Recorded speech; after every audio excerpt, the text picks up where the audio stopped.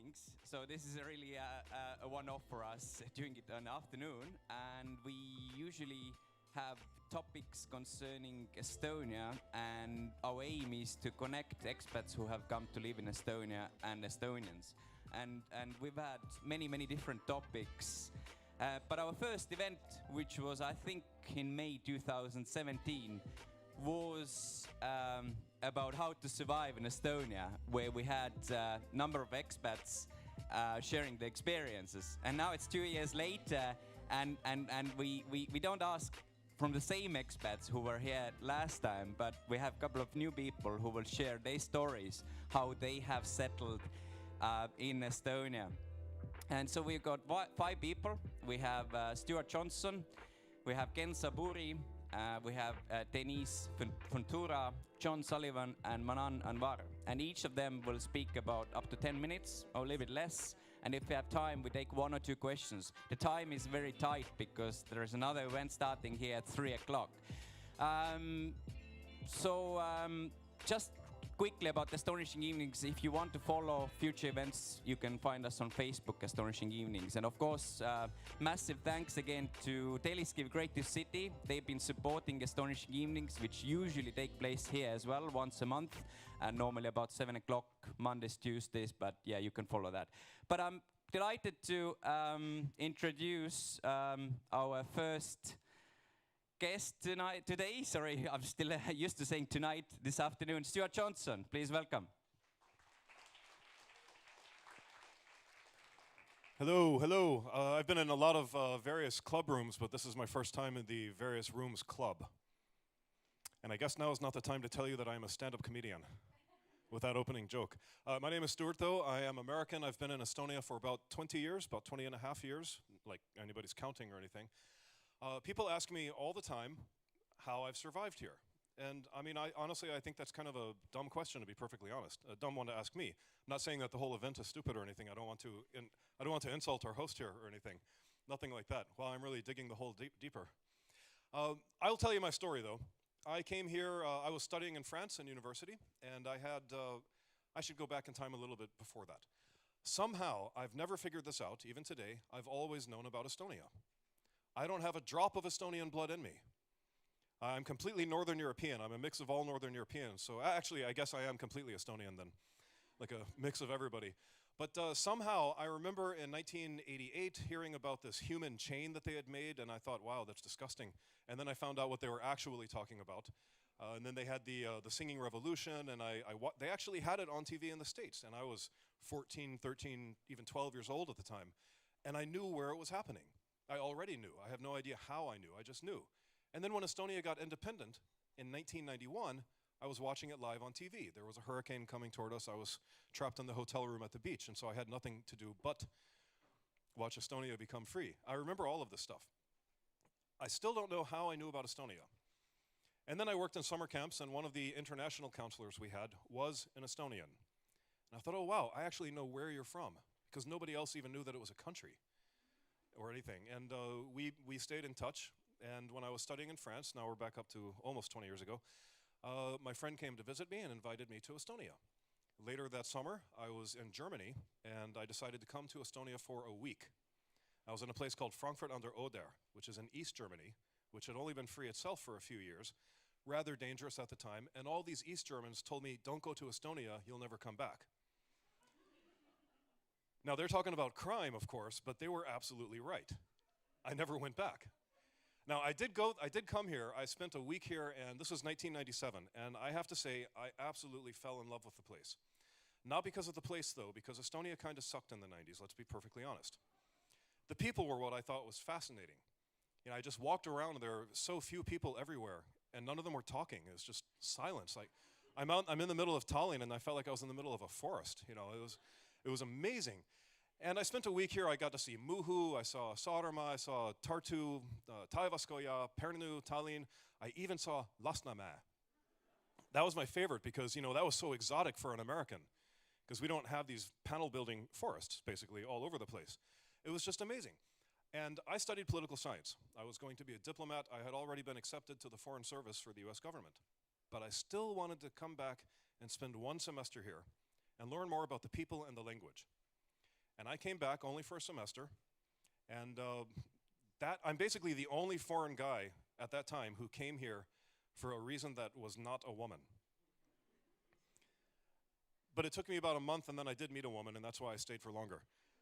But I guess I don't know how many people have had a similar experience or something. I ended up staying here, and now what I did in university, I studied international law, basically, and nuclear politics was my kind of specialty. So it had really nothing to do with Estonia, but I was still interested in watching what they called country building. I wanted to see democracies in transition, and this was the perfect place to do it. Now, when I lived in France, I was terrified at how cramped everything was. Like, you sit on the toilet, and if you get up, the sink is right here. You have to move the sink just to stand up from the toilet. It's so cramped.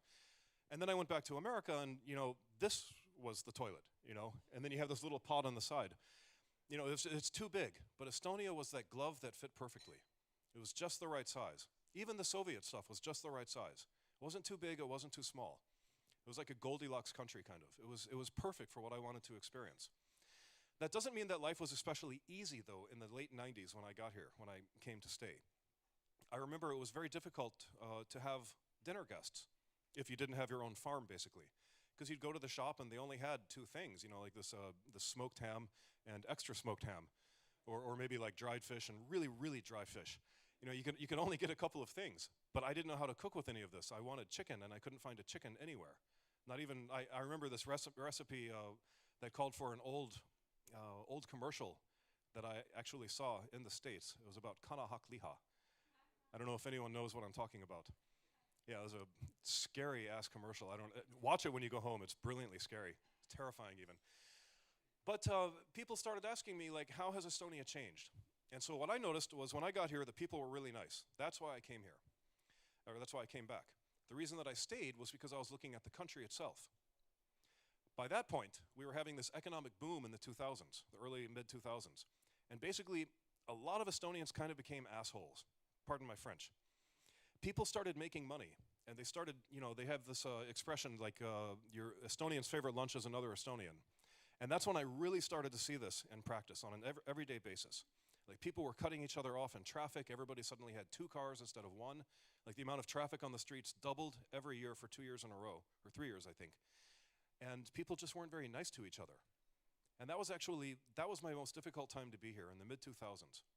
But then suddenly we had the economic crash, and a lot of people lost money. People started getting rid of their Hummers, and they started buying normal cars again, and suddenly people were nice again. It was amazing. And people have basically stayed nice until this day, because we're not really having a boom right now, but the economy is doing very well. It's working at a pace that people can keep up with, but everybody is doing better now. It's not just like 1% of the people with Hummers are being assholes to everybody else. Now everybody's kind of an asshole. I'm totally joking about that. That's not what I wanted to say. No, the country has changed again. So we had like this nice people, nice country. Now we have nice people and country. That's happening right now. And so never before, with the exception of recent elections, have I actually been more proud to say that I live in this country. And the last time that I went back to the States, I think was 2012. I don't even remember when my best friend got married. That's the reason that I went back. I don't think about it. I live here. This is my home. And when I see things that happen in Parliament, for example, in the elections, I have to say it terrifies me. Now, this is not a political forum here. I understand that, so I won't talk about it more. But things are changing right now. Again, this country has never stopped changing, and that's why I still find it so fascinating to live here. Now, the question that we're supposed to deal with when we're here today is, how did you survive Estonia? And this is why I find it's a very simple question. You learn the language, you learn the culture, you practice it, and you allow yourself to be changed. You know, if you're a tree that doesn't bend in the wind, you break. And basically, consider Estonia, in this weird analogy that I'm making, consider Estonia a hurricane that you have voluntarily placed yourself into.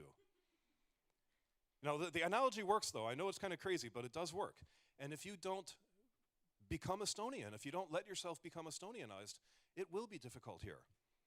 So I can honestly say I've never had a problem. I had a few problems adjusting to customer service. I'll say that. I think everybody knows what we're talking about. But as a comedian, honestly that's been a source of a lot of my jokes when I when I started doing comedy about 9 years ago, or almost 10 years ago, something like that. Yeah, people ask me all the time, what are Estonians like? And my honest honest to the gods answer, sorry, honest to Tara answer is Estonians love it when you say how weird the country is. They love this. And they love asking you, how do you like Estonian food? How do you like swilt? I think you call it aspic, which is a really weird word for a food, aspic. Like, that's what you need after you've eaten it? Okay, I won't go there. How do you like these foods? And they love it when you tell them, they live for these moments to see foreigners saying, I don't like that. And so Estonians always get pissed off at me when I say, actually, I love it. I love it. They're always continuously, an entire country is routinely disappointed in me.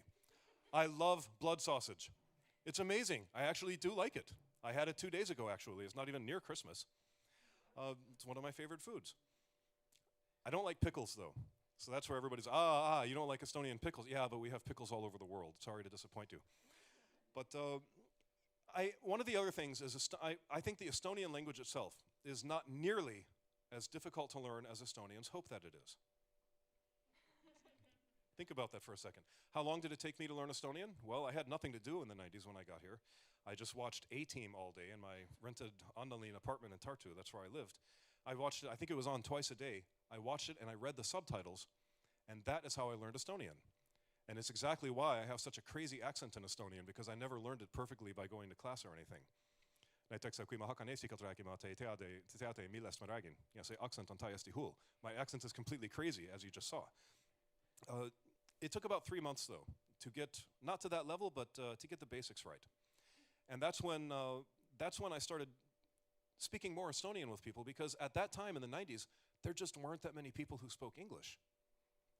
So when I went to a nightclub, if I wanted to meet women, I had to speak German to them. How awkward is that? You know, it's not exactly the most romantic language around. Like, Guten Abend, wie geht's? Ja? Wir sind hier in Estland, ja. It was just so weird. But now we're here today. And, okay, I don't know how much time. I haven't been paying attention. We're out of time? Do we have time for, we have one question? That was the question. Okay, thank you very much. Bye-bye. Thank you, Stuart. And next up, Ken Zaburi. Ken is originally from Singapore. So let's have an applause for Ken. Thank you.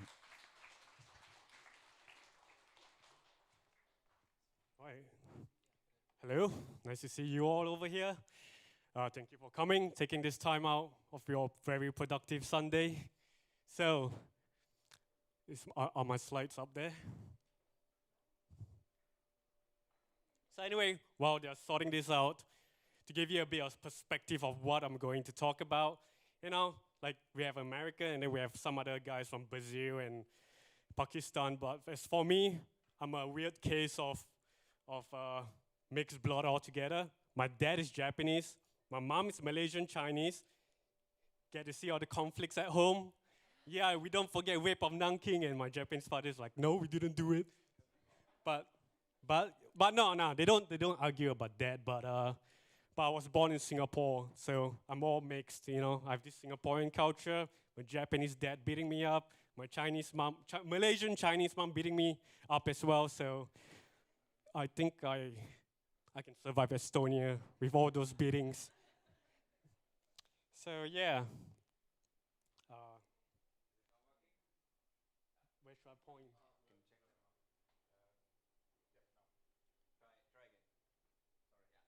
So yeah, so as you all can see that I came from a very long way from Singapore, and everything's different. The weather, climate, people, politics, sociological aspects of it all are very different. So a lot of people are asking like, why? Like Singaporeans, Estonians, like why? Like, are you retarded or like, kasi all verjas? So, and in Singapore, only 2 of my friends know exactly where Estonia is. One of them say like, yeah, that's the country with only 100 people, right? I'm like, yeah, wow, shit, he knows. And then another one's like, yeah, pardon my French, oh yeah, you're fucked when World War III is gonna happen. So yeah, 2 guys know among all my friends in Singapore.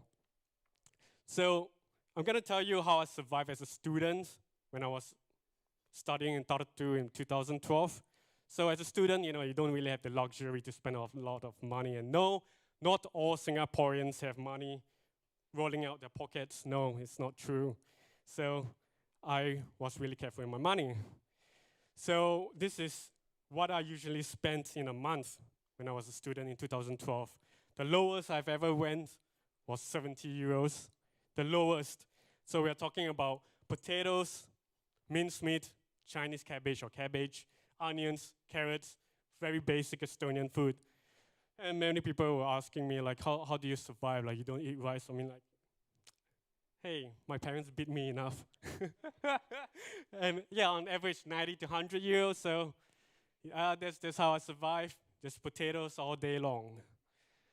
So as a matter of fact, I mean, surviving in Estonia is not the hardest thing. We're not talking about Venezuela. We're not talking about North Korea or during the Pol Pot time in Cambodia. No, I mean, you just have to get this stuff and you survive, At worst, you just pick up some bottles on the streets.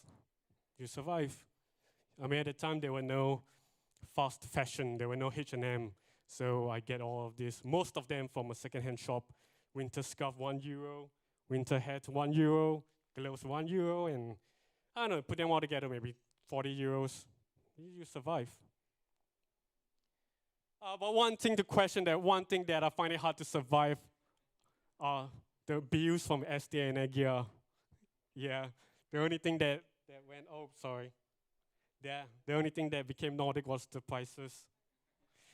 So yeah, I mean, that was a bit hard to imagine because I was from Singapore. There was no such thing as winter.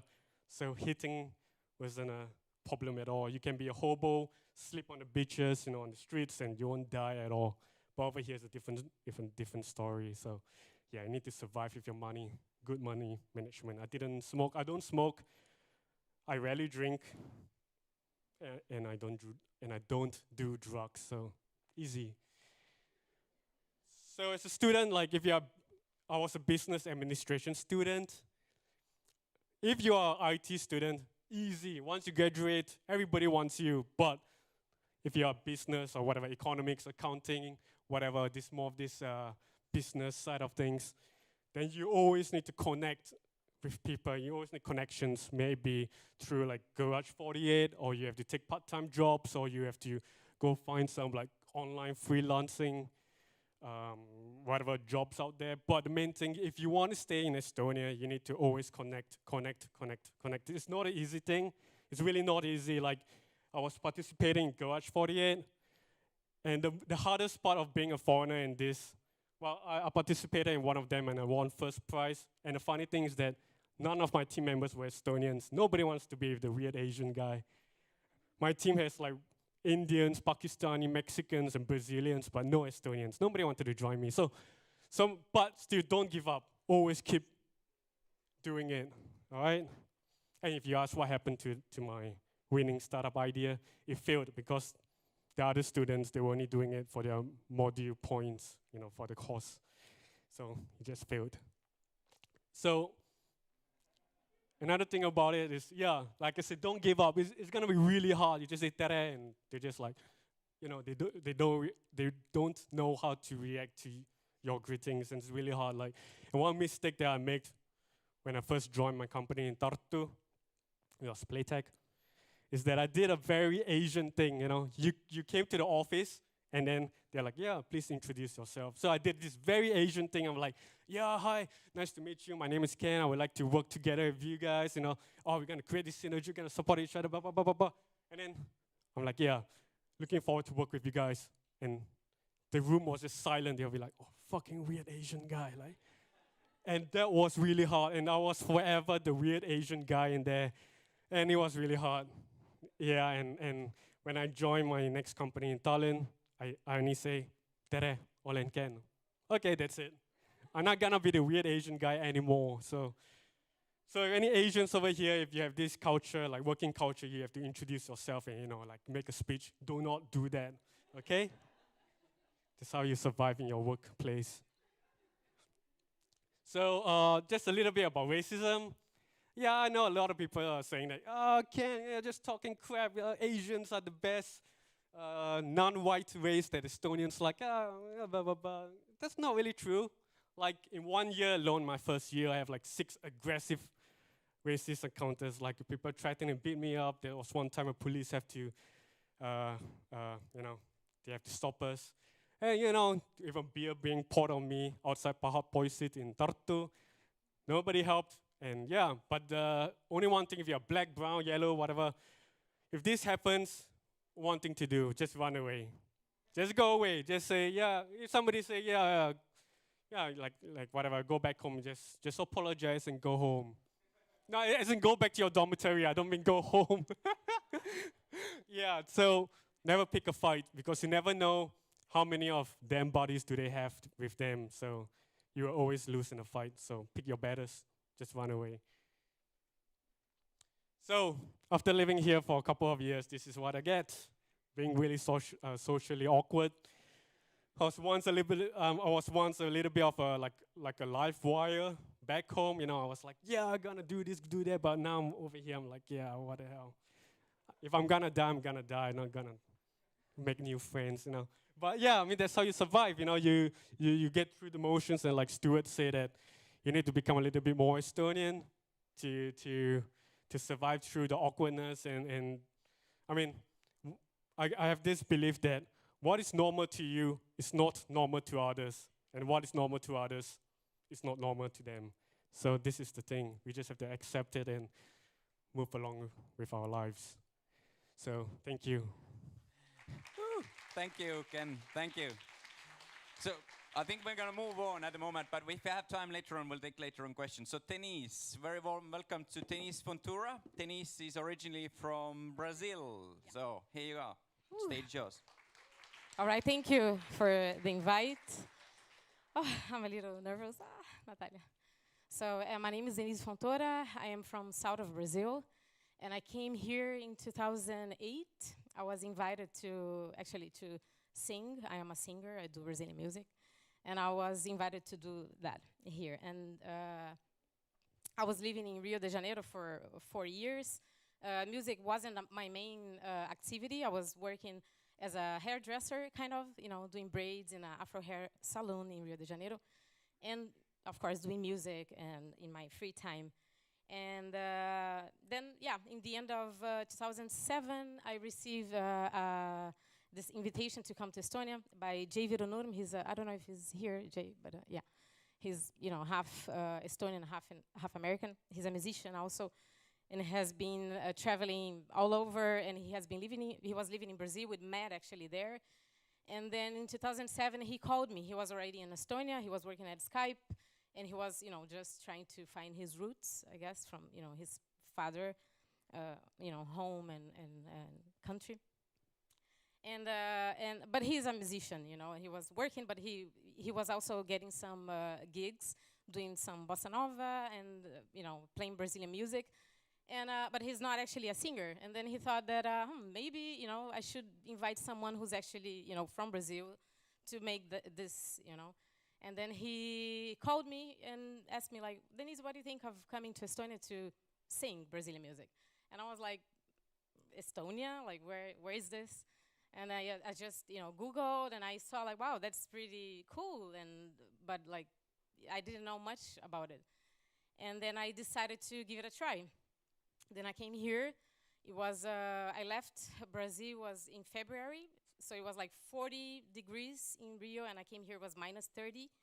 So it was super cold, but in very grayish, like very, you know, gray, very different atmosphere. I felt like I was in a movie, you know. And yeah, like arriving in the airport, all the faces and the silence, that was like really, I wouldn't say shocking, but it was, I just felt that really that I was in a movie because, you know, coming from Brazil, from Rio, it's like very vibrant city. It's like really, you know, you have music everywhere, you have gunshots everywhere, you have like all you know, everything in that city going on. And then I came here, it was so silent and, you know, very, very different. So then we started to work as a duo, and I went straight to class, which was a jazz club in the heart of the old town. And it was, you know, the place, the starting point, you know. Then we started to do this Brazilian music thing, and things started to develop, and we started to have we formed a band later on, and we created this Brazilian music nights, which were happening for at least 5 years in a row, every Tuesday night, and in the city center. And it was very successful. People were, coming, in the beginning of the week, it was full, and it was a very interesting, how to say, a meeting point. We had like people not only from Brazil, but also like all the foreigners here hanging there, Russians, Estonians. So it was very interesting place, that you see people like, getting together and mingling and stuff. So it was, very interesting time. And then after 5 years living here, I had my child, which actually made me connect more with Estonia. Because I still don't speak the language. When I came here, I didn't speak English at all. So I learned actually English with Estonians and Spanish also. So yeah, but I'm going, working my way to Estonian language. So after I had my child, that was it was when I connect, and when things really clicked, because I felt like I was really living like more in a parallel world, being a foreigner, just hanging out with foreigners. So, after having a child, then, things it started to make more sense. It's just the awakening time. And I had to really, force myself to speak with the doctors, with the teachers in the kindergarten. So, I've been trying. And, oh my God. I'm pretty nervous. I'm a singer, but it's hard to talk sometimes. So, but I've learned a lot. It wasn't easy, to survive in Estonia. I think the cold, you can put the jackets on and it's okay. But the darkness, to not see the sun, it's kind of hard. It has been very hard for me, and. But I think right now I feel very like in peace with my relationship with Estonia is so much better now, and I understand much more, and I accept the way that people are here, and I appreciate a lot of things that I learned here. It was a very long journey, like I would say even spiritual journey to be here for me, because I grew up as a person, as a woman. I came here, I was 26. But I still wasn't like very clear in my mind. I wasn't very focused in what I wanted to do with my life. I know that I choose the music and I came here because of music, but I wasn't still like very, very focused.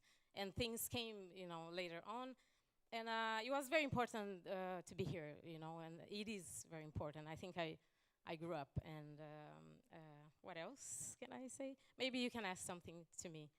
Just yeah. If I still have we can time. take one question if you want to ask something from Denise. Otherwise, we'll move on. Yeah. Yeah. Oh. Yes, but I wasn't expecting. Hi, Yeah. Denise. Hello. I've seen and heard you a few times out in the evenings. Yeah. So one question to you: what have you told your relatives and friends back in Brazil about Estonia and Estonians? Well, actually, a lot of them, back in Brazil, they didn't even know anything about Estonia. They were like, "Are you going to Spain, to Slovakia, where?" And no one has ever been here visiting. But I always said, the good things that I've learned, and about the nature, about the culture, and say good things in general. Yeah. Okay. Yeah, I don't make them scared about how safe it is, and I think. No, sorry. Did you want to? No, I didn't no, mean it's to okay. interrupt you. Okay, so we're gonna move on. Thank you, Denise. Let's have an applause. Yeah. So I'm just Thank you very much for having me here. Thanks. And next one, we've got John Sullivan. I thought John was from America, but apparently I was wrong. So he will tell you all about it. Yeah, right. Thanks. Yeah, no, I'm not from America. I'm from Texas. There is a difference. There is a difference. I was in America. I was fat and happy. I was having a good time, and a friend of mine sends me a fax. A fax. This is a while ago. He sends me a fax, and he's like, "John, we have an emergency. we need a management professor out here in Estonia. Can you come out here and teach? And first thing, as most people did, was Estonia. Yeah, what's that? So Google. Actually, I didn't Google. I American onlined it, way before Google. So I find out where Estonia is. I look at it, and I look at the situation, and I'm like, yeah, 6 months in Estonia. I can do 6 months in Estonia. Sure, why not? I come out here. It's January of 1998. So my 6 months turned into 20 years. That was not my plan, right? So I get out here. It's January of 1998. I leave Texas, which is 25 degrees. I get to Estonia, where it's minus 25 degrees. I step out through the airport, which at this time is still the Soviet airport. I get hit in the blast with that wonderful January minus 25 wind, snow, all this good stuff, and I was like, what the hell have I done? Within 6 months, I said, I'm not leaving. I love this place, because then it turned into summer. We'll talk about the summer in a second. But I have a question here. First of all, how many of you are foreigners? Okay, good. All right, we got a good amount of foreigners here. All right. How many of you are Estonians? Why are you here learning about surviving in Estonia? All right. Okay. For the foreigners that are here, how many of you speak Estonian? Okay. Well, that's my superpower. My superpower is I have been here for actually 21 years. E ragi eesti keelt. And I mean really, I don't speak Estonian. I have spent 21 years here. I have half Estonian kids. I have the Estonian ex-wife, because that's part of the thing of being in Estonia. I've done the whole life thing here, and I haven't had to learn the language. And that's one of the things, is how do you survive in Estonia for 20 years without learning the language? I've tried. I've took Estonian lessons. I have Estonian friends. I try to speak Estonian to them. But for 20 years, this is what has happened. I go to a store. I go in there. I want something. I'm like, palun sinise kanativid. And I get the wonderful Estonian laugh. Huh. And then they answer me in perfect English, what do you want? It's been like this for 20 years. They have actually done studies, and this is actually kind of frightening. I mean, the nice thing about English is it brings so many people together around the world. We can all communicate and talk with each other. But the problem with English being this international language is it kills languages like Estonian. They did a study. There was a report, this is way back when in the early 2000s, where the Russians here, the ethnic Russians, they weren't learning Estonian anymore. They were learning English. And the Estonians, they weren't learning Russian. They were learning English. And so what was happening now, English started to become the common communication language for these two different people. But the problem there was they weren't learning each other's language. So they had stopped communicating. They stopped learning about each other. It actually started to drive a wedge between people. Yeah, it brought them together, but also you're not learning the other culture. And these are people that have lived here for generations. These people that have been here for 20 years and never learned the Estonian language, like me. So, that is kind of frightening when you see that it's like, okay, you can survive here without learning Estonian. You can do it. It's perfectly feasible, possible. I'm living proof of it. Is it the nice thing to do? No. I mean, it's kind of like that joke, what do you call someone who speaks 3 languages? Trilingual. 3 languages. What do you call someone who speaks 2 languages? Bilingual. Someone who speaks 1 language. An American. Yeah, right, exactly. But the issue is, you have people like me that come here, and they blissfully go along, they never learn Estonian, and I have an Estonian family and such, but is that fair to Estonians? I talked to some of my Estonian Russian friends, and they said something, and I've heard this from both sides. This was actually kind of surprising. Some of them have said English ought to become the 2nd official language of Estonia. And their argument was this. The Estonians, they didn't want to learn Russian because history. And the Russians, they didn't want to learn Estonian because Estonians. And so they were like, well, if English is the common language between us, then we both have the same, I guess you'd say, handicap.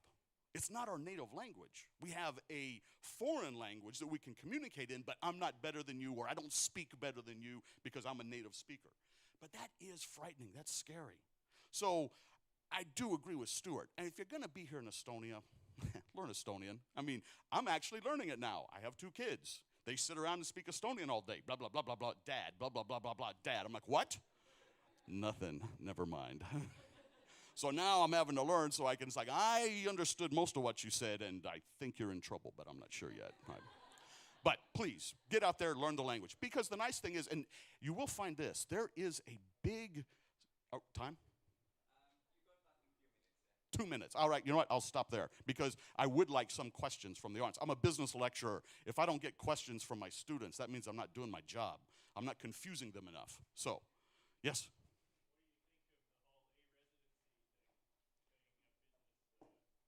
The e-residency thing? I think it's a great idea. I mean, I got here in '98. Watching Estonia turn into Estonia has been amazing. For a business lecturer, I've seen 100 years of business development in 10 years. I mean, that was one of the things about being here. It's living in a laboratory.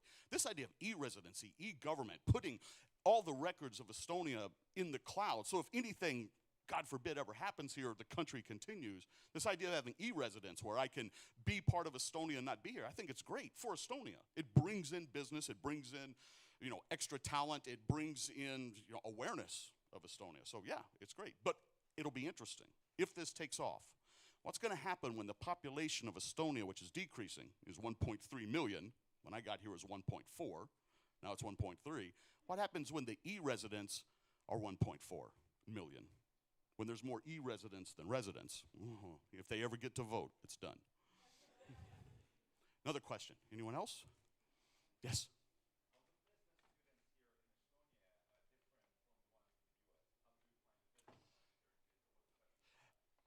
Actually, that's something that I love about teaching here is they're hungry. I mean, I've taught in the States and the students are there like, why are you in university? Because mom and dad made me come to university and I have to take this class and I don't want to be here. But the Estonians, especially when I first got here in '98, everything was changing. It was so dynamic. And so they were thirsty. I mean, you get up there and start talking about, all right, this is how you start a company. This is how you build it. And it was just, tell me more, tell me more. It was wonderful. Now Estonia is getting so successful. Estonians, my students from 20 years ago, they're out there teaching people about business. And they're out there doing this e-business. And it's wonderful. It's amazing to see. Estonia has become on the world stage and noticed. I was in Abuja, Nigeria last August. I was teaching an entrepreneurship class. I said, I'm from Texas, but I live in Estonia. Oh, yeah, we heard of Estonia. I'm in Abuja, Nigeria. And they're like, yep, Estonia, entrepreneurship. Yeah. Wow. I mean, thumbs up. So I'm getting out of time. Get into Estonia, learn some Estonians, have a lot of fun. It's a dynamic place. Make some friends. I'll see you around. Thank you, John. Thank you. Cheers. And next one, I'm delighted to welcome here our last guest speaker, Manan Anwar. Let's have an Hello. applause.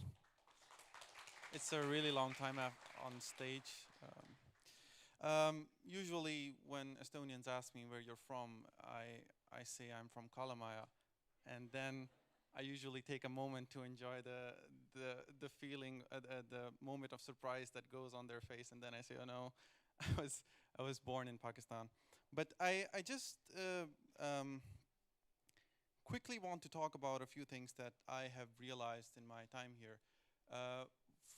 For me, Estonia has been more a journey of self-discovery and self-realization and understanding who a person is and what they're capable of.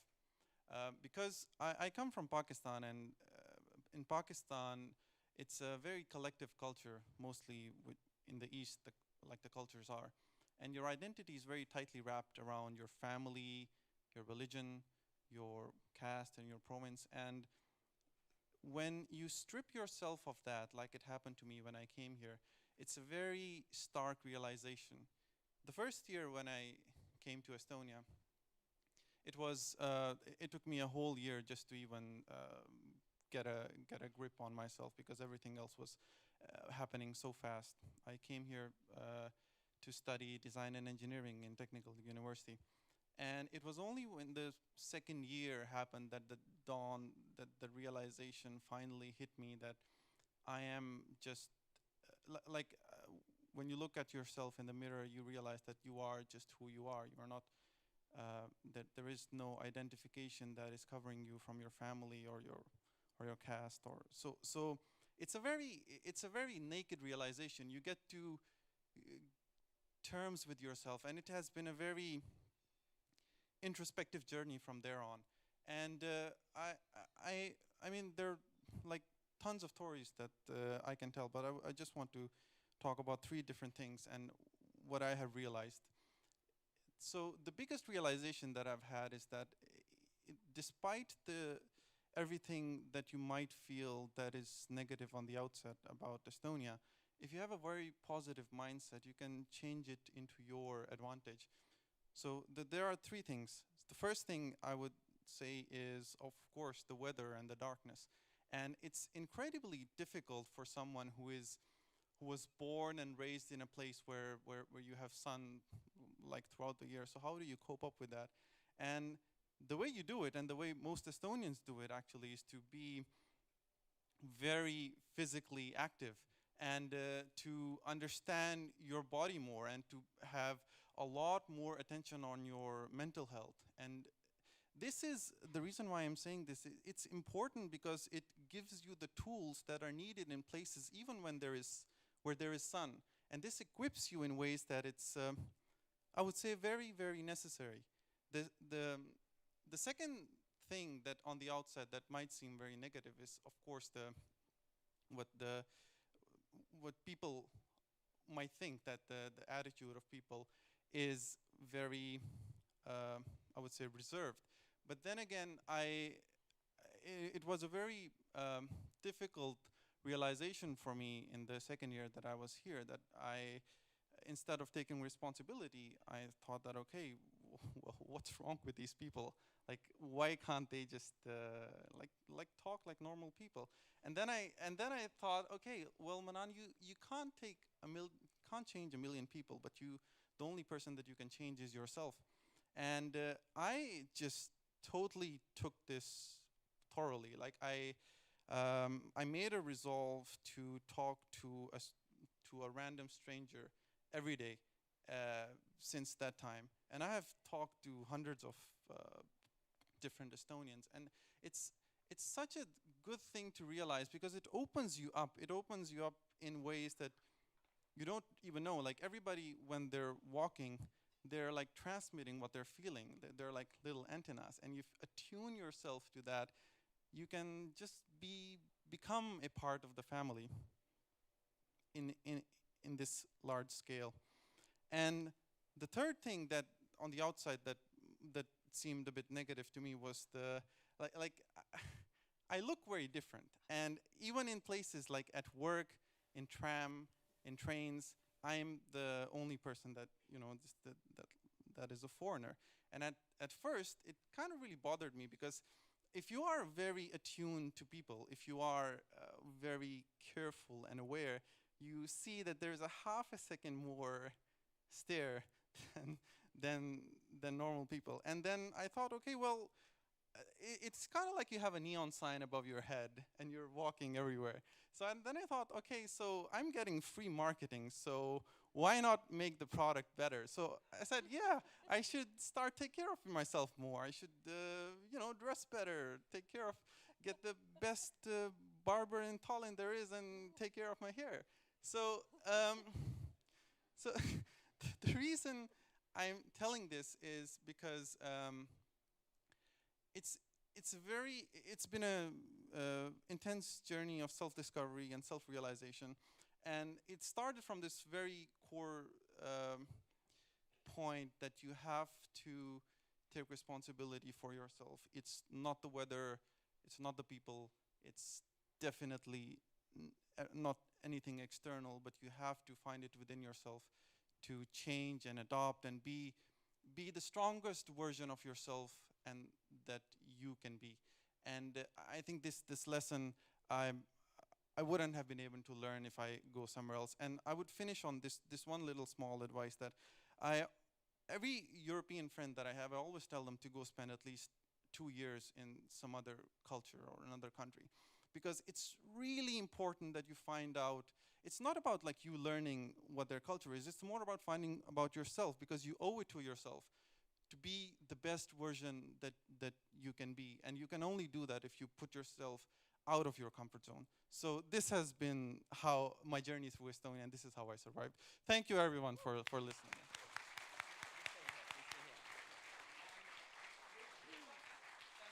So we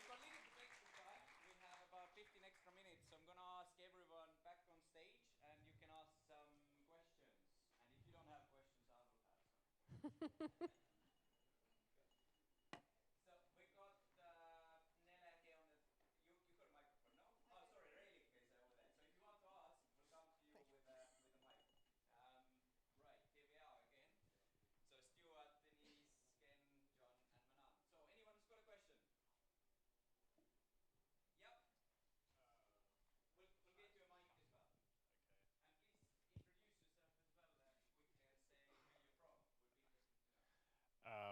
Hi everybody, I'm Emmanuel. I'm from Australia. I just arrived, well actually a while ago, but anyway. I'm just curious, I'm sorry I forgot your name, but the singer? Sorry? Denise.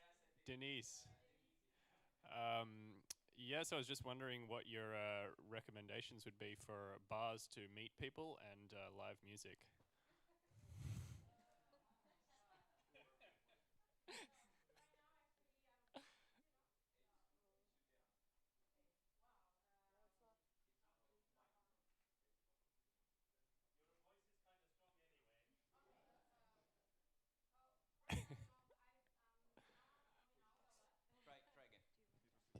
Okay. Oh yeah. Oh, you see, I'm a singer. So well, I haven't been out much because I have a daughter, and I have also like a full-time job right now, and I'm not performing. I perform much less, but I think in the old town, you can find a lot of nice places. There is Urban Bar. Well, Chicago just closed, right? But oh my God, festivals around like Jaskar and what was the other question? Yes, what did you?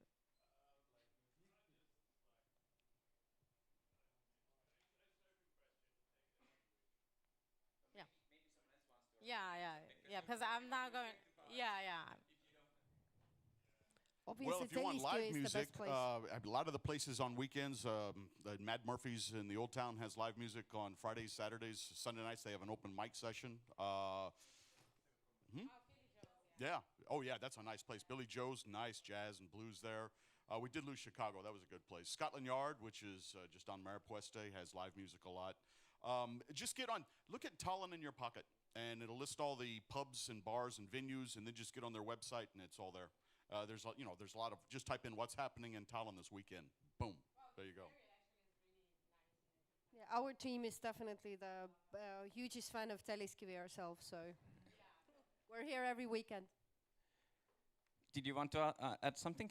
Okay. So, question right at the back there.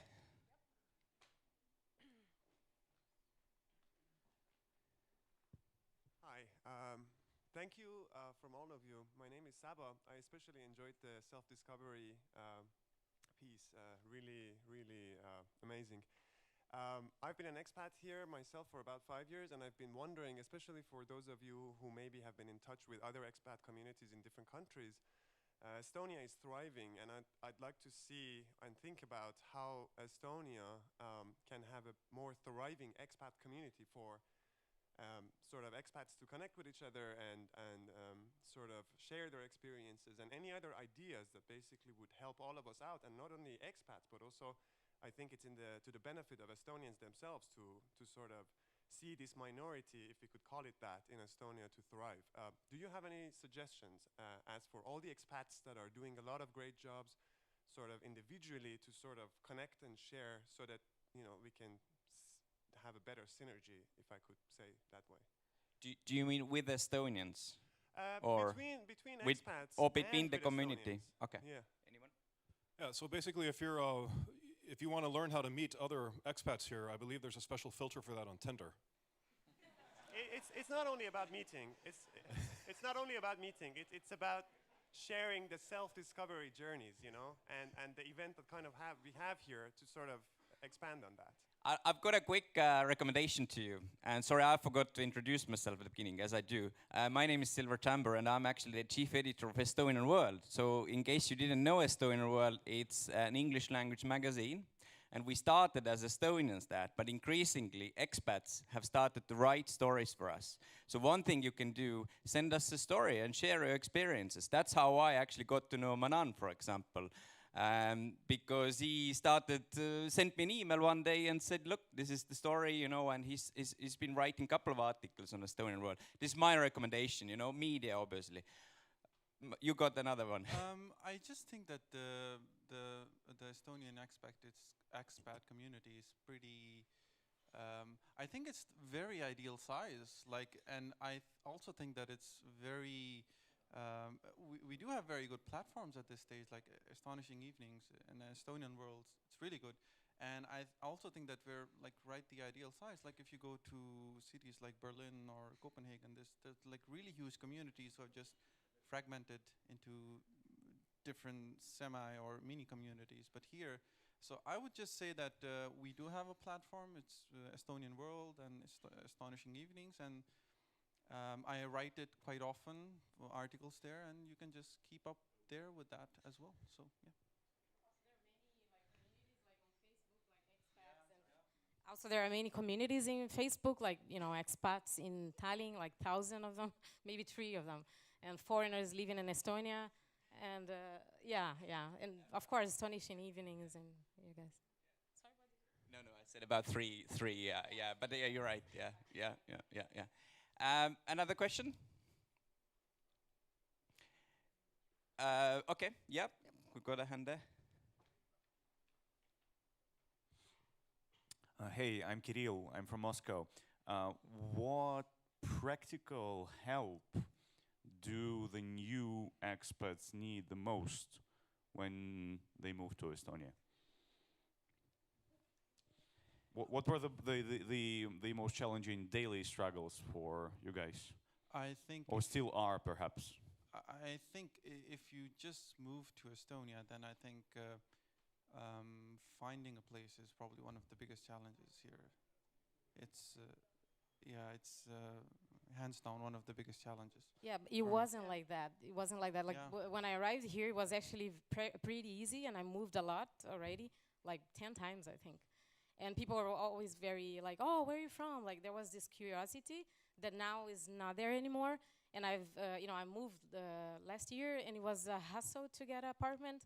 They really, are more reserved, and they even say like, "Oh, I prefer to rent for a local." So it's kind of, now it's getting very hard to rent a place. And back then, when I just arrived, I think it was very difficult to, like just go to immigration department and figure out like how to apply to things, and just get things together, like in this sense, like documentation. It wasn't very easy. Now you have like some how to say, booklets, some guides, and you have more assistance, I would say. Yeah. But back I then can also answer that. Sorry, there's also an international house of Now, Estonia yeah. that opened this year, located in Ülemiste city. So they offer a lot of services on the spot. You can get assistance, but they also actually have representatives of the police and border guard, and so on, like immigration, whatever you need, the employment office and so on the spot, most days of the week. So this would be a really good location to start if you're new in Estonia, if you want to get all advice in one spot. Yeah. I'm glad now. Oh, Ken, yeah. Just a quick one for foreigners, especially if you have friends coming down for the very first time. I think you need to brief them about the concept of family doctors. When you fall sick, okay, I'm pretty sure it's very different around the world, but in Singapore, if you fall sick, if you go to a private clinic, doctor will attend to you within 15 to 20 minutes. Whether you have fever, cough, AIDS, whatever, cancer, whatever. If you go to a public polyclinic in Singapore, 30 to 45 minutes, okay? So if you have a foreigner who's coming down from whichever, maybe some other health-efficient countries, you need to tell them to stock up, go to the pharmacy, get the basics, and when you get sick, prepare to die or prepare to wait for 2 weeks to get an appointment. Yeah, because a couple of years ago in Tartu, when I was coughing blood out, they say, "Yeah, you got an appointment in 3 weeks." Like, okay, I'm prepared. I wrote to my parents how much I love them, despite them beating me up every day. Yeah, but c'est la vie, such is life. So this is one thing you have to really tell them about, healthcare in here. But I think most in Europe, maybe you guys are already used to it. Like you have to wait for 2-3 weeks or whatever.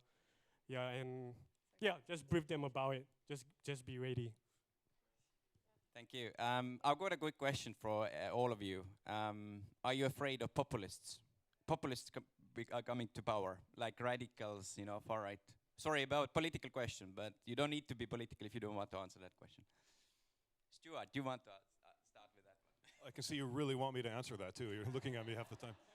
I'm not afraid of populists coming into power in Estonia specifically because, let's be honest, it's not something that's happening in Estonia. It's something that's happening everywhere.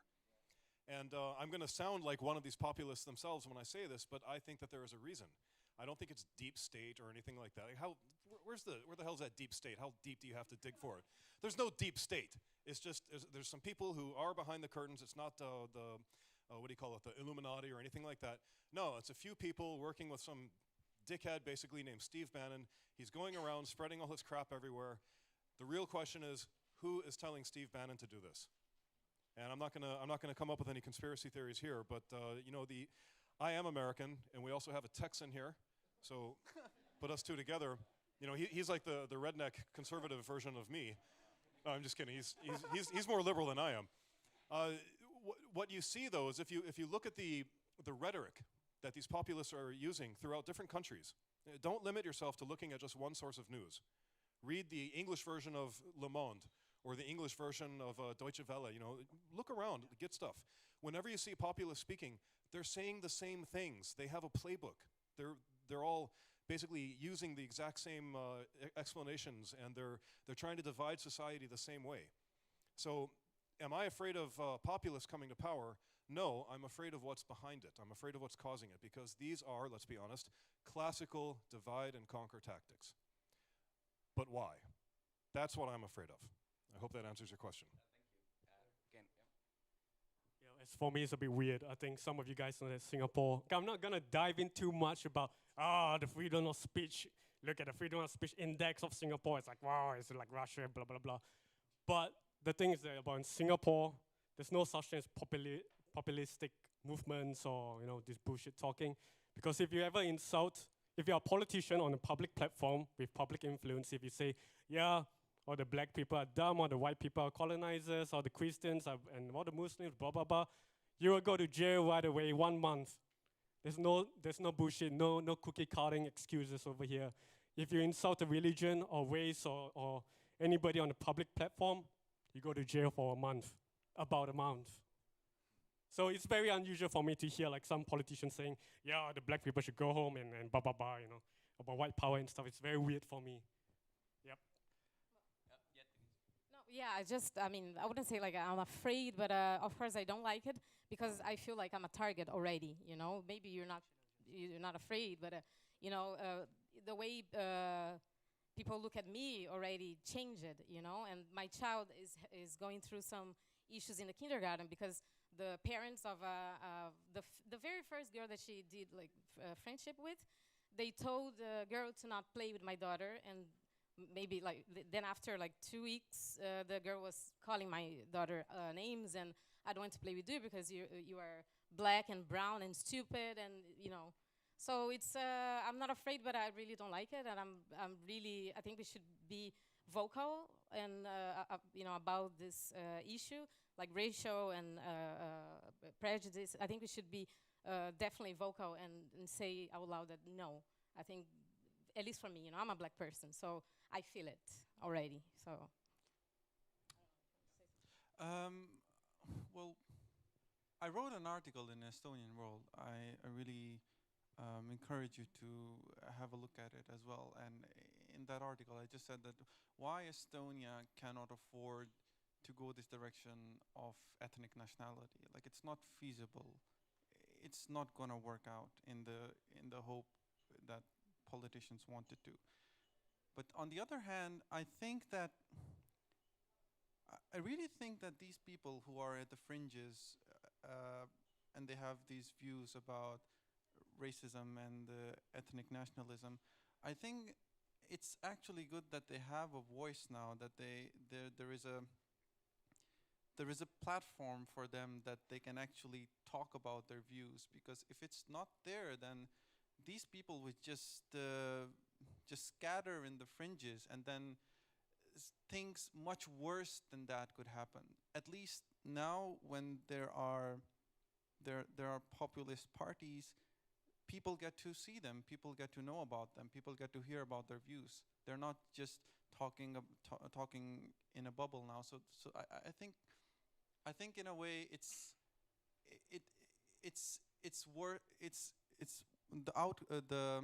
the other side is what worse than that, to just drive these people to the fringes, and then it can result in a lot more worse things. Thank you. We got one more question there at the back. Yeah. Okay. Relika, was there? Yes, I'm Ten. I'm from Brazil as well. I have one question, especially for Denise. Like, I don't know if you still remember, but what was the biggest culture shock that you faced, like, when you arrived? Because you came from Rio de Janeiro, like, as you said, like, most probably it's one of the most active cities in Brazil. So maybe it was really hard at first. Do you remember what was, like, the biggest shock you had, culture-wise? I think it's just the, but that's the culture, of the place. Like, you want to communicate with people, but, they have their, they keep their distance. You learn that you need to, I would say, respect the private space. So I think the communication was, for me, something very hard. And also, it feels quite lonely sometimes. Now, not anymore. Now, I really like to be alone. I really enjoy.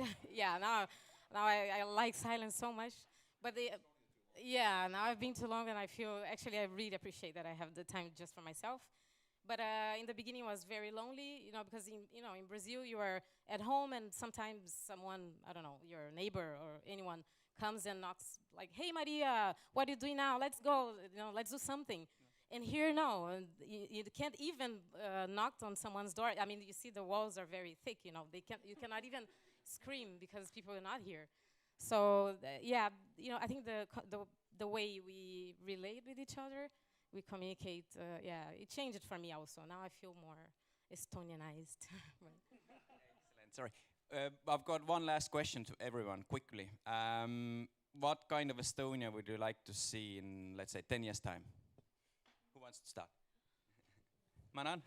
To put it very shortly, the reason why I've been in Estonia is because I see this hunger to be better and to try, and I see it as a wave that is carrying individuals forward. And I really want to see the Estonia that is hungry and that wants to make a mark in the world and is not worried about small differences in small petty differences, and wants to move forward as a country. And that is what I want to see.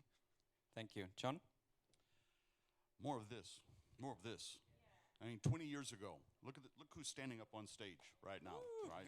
Thank you. I've been here for 21 years, and 1998, it did not look like this. So yeah, this diversity, it's great. But that's part of this rise of populism, because there's more of this.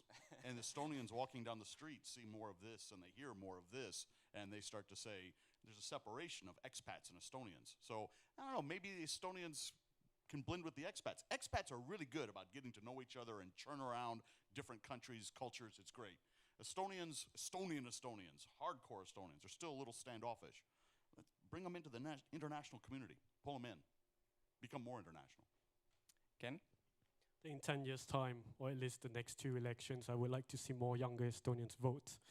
The problem is only 60 to 65% of the local population voted in the last election. That is quite, I know in Europe that's a common percentage, but if we consider the history of Estonia, your ancestors survived 700 years of slavery and occupation.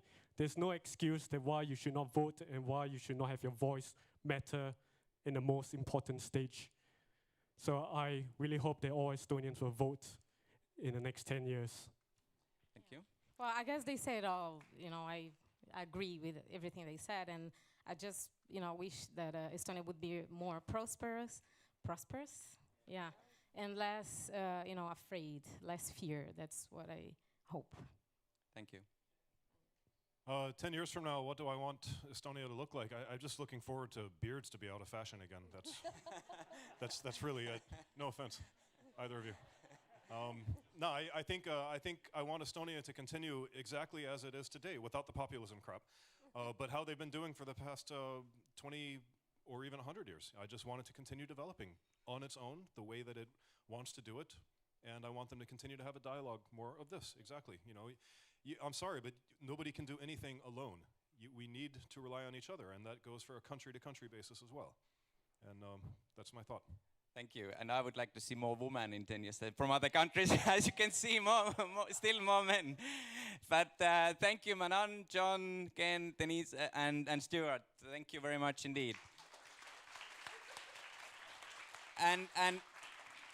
And thank you again, Telliskivi Creative City, and happy birthday again, 10 years, and thank you for hosting us. And those of you who want to follow Astonishing Evenings events, then, as I said, you can find us on Facebook. We've got another event in May. That will be debate before the European Parliament elections. So thank you again, and have a good day.